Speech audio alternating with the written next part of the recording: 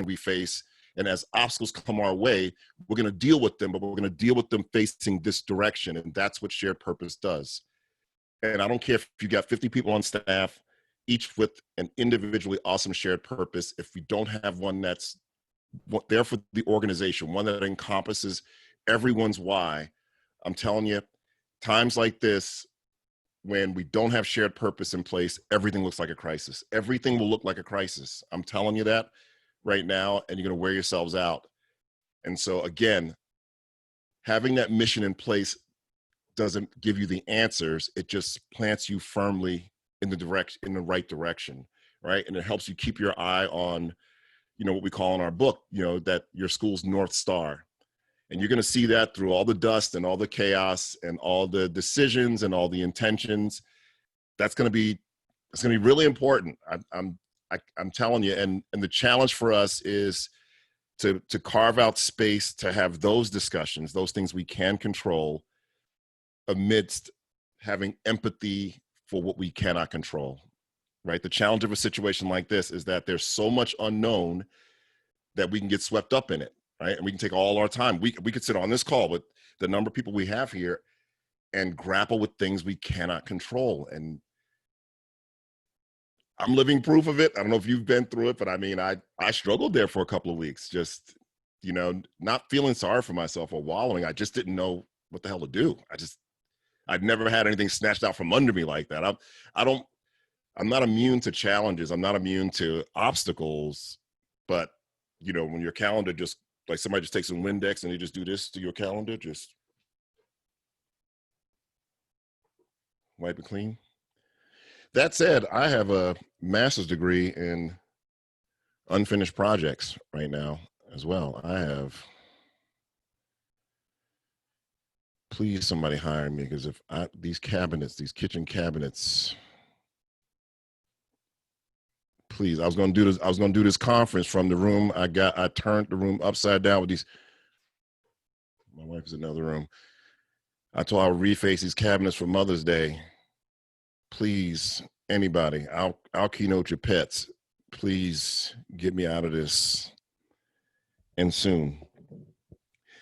So I'm going to go back to one of the points I made earlier that I know can sound like a cliche, but I don't know.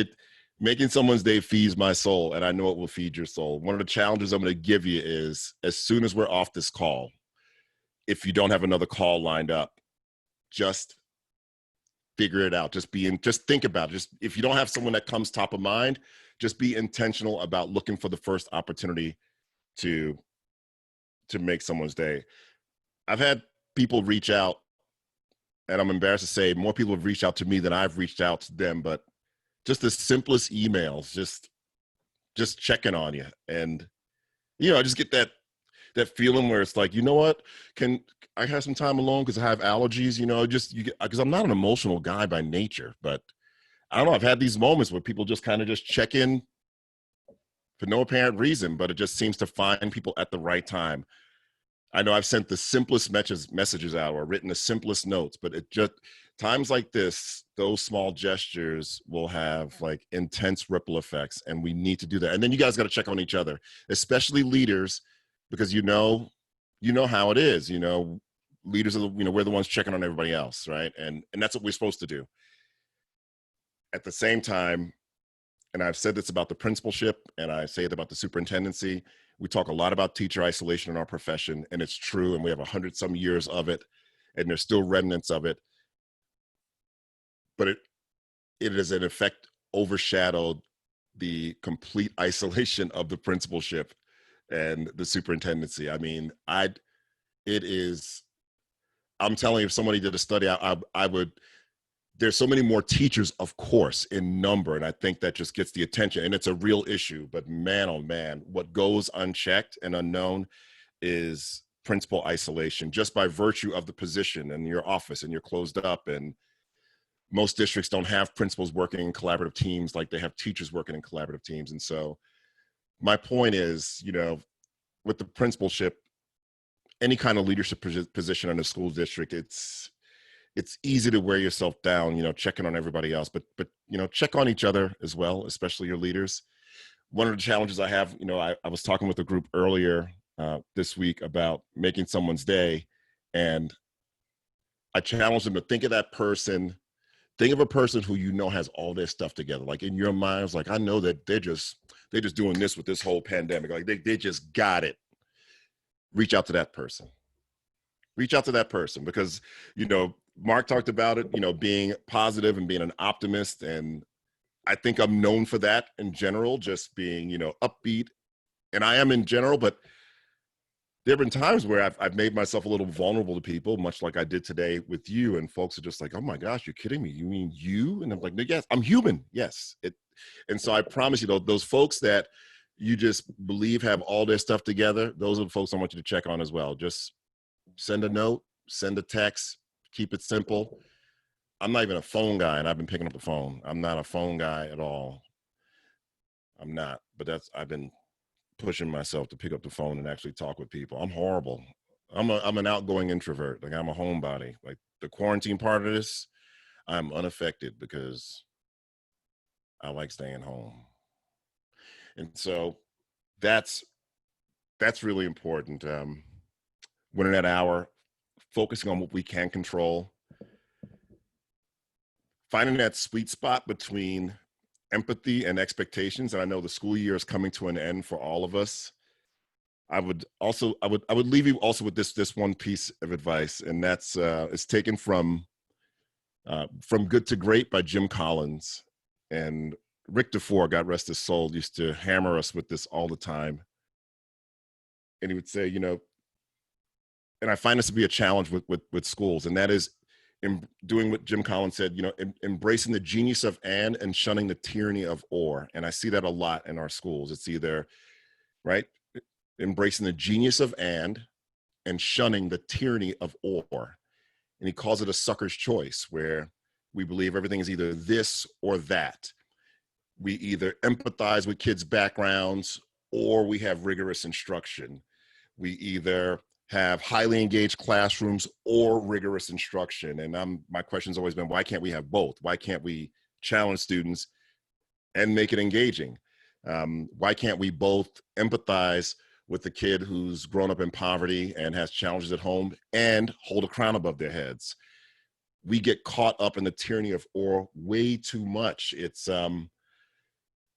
and I want us to be careful of that. And I, you know, I don't spend a lot of time on social media, but I see some of those conversations happening where it's, you know, build relationships and then academics will come later, or right now is the time for hugs and learning will come later. And I don't understand, why can't we have both? Like that, I built my career on the whole both thing. I would build relationships with kids, and so I can grab them and yank them.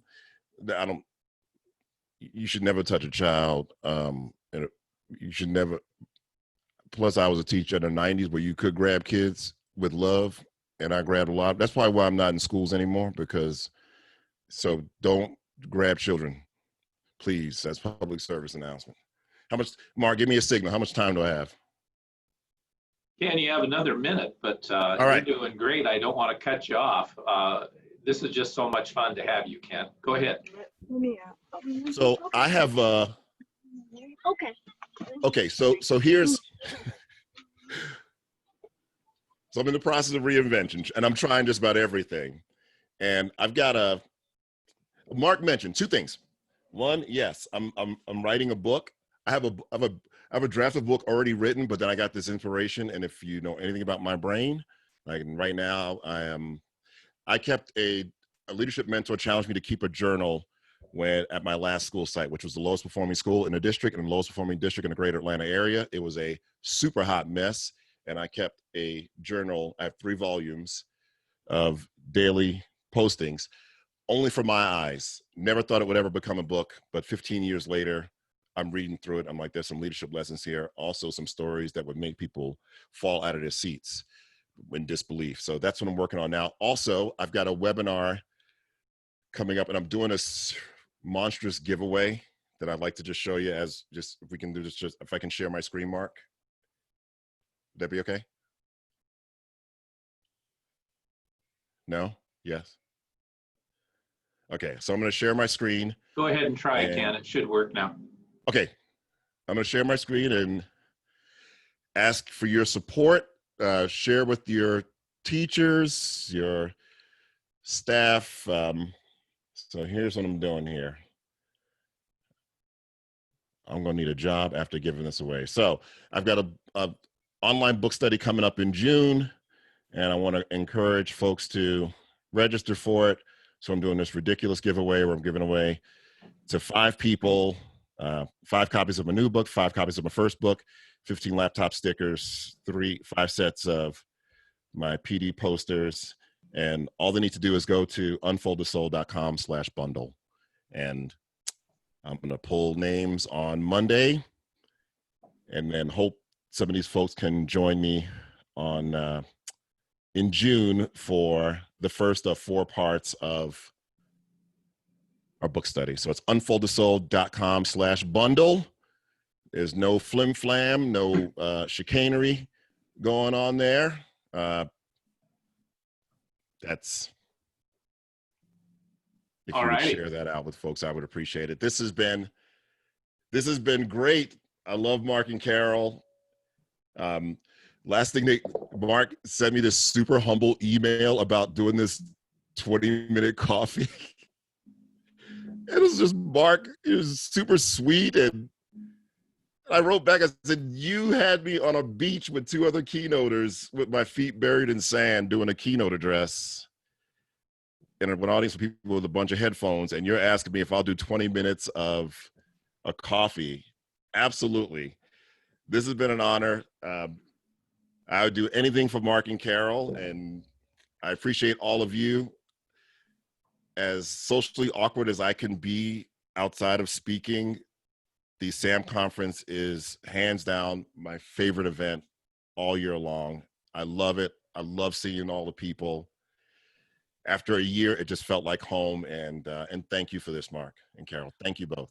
Ken, we want to thank you for being our guest today and sharing such a good message. I love that piece about win the hour. It really even becomes win the minute. How do I make a person connect right there and feel good and get it that what they're doing has great value? I also love the fact that you point out that our mission didn't change. We just have to do it a little differently. And if we focus there, and there are some advantages. I had one teacher the other day tell me that she feels an immense sense of freedom not doing standardized testing this year. Not having to do the testing allowed her to focus more on what her mission is. Now, you got to be careful that that doesn't then give a person an excuse not to be rigorous and not to have high expectations. And so it's kind of both. So everyone online, we're going to take you off mute. So I'm going to unmute all. And then scan it up. Yeah, we can do that. Yeah, we can do that name. Wow, lots of noise.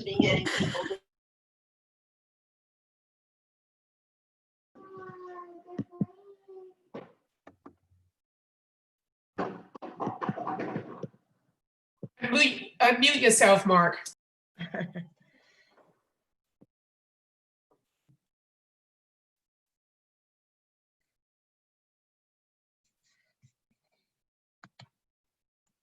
Okay, I think you can hear me again.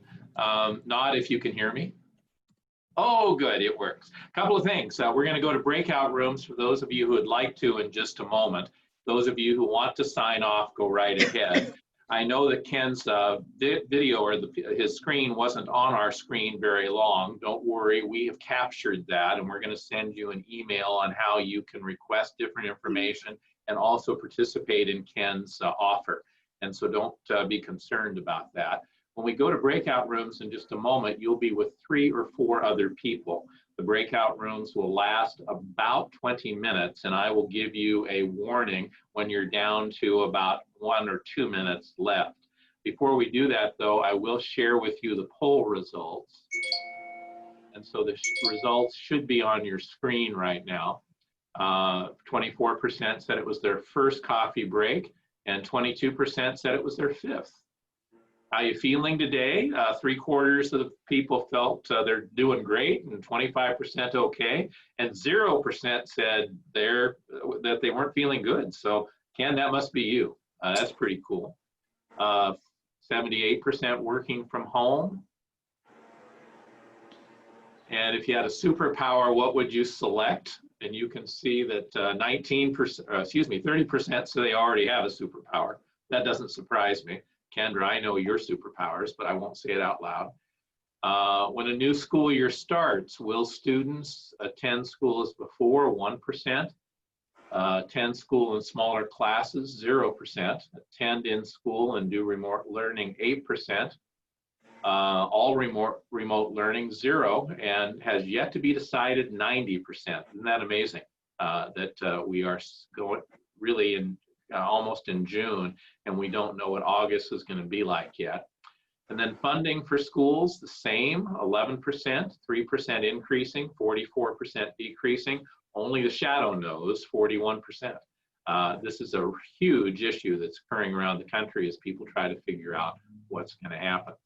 So we're going to go ahead and go to breakout rooms now. Again, you'll be with 3 or 4 other people. And we'll have those breakout rooms last about 20 minutes. I will give you a warning when the breakout rooms are going to stop. And so breakout rooms are starting here in just a moment. I know about half of our folks have signed off, and that's fine. For those who are staying, breakout rooms are starting right now.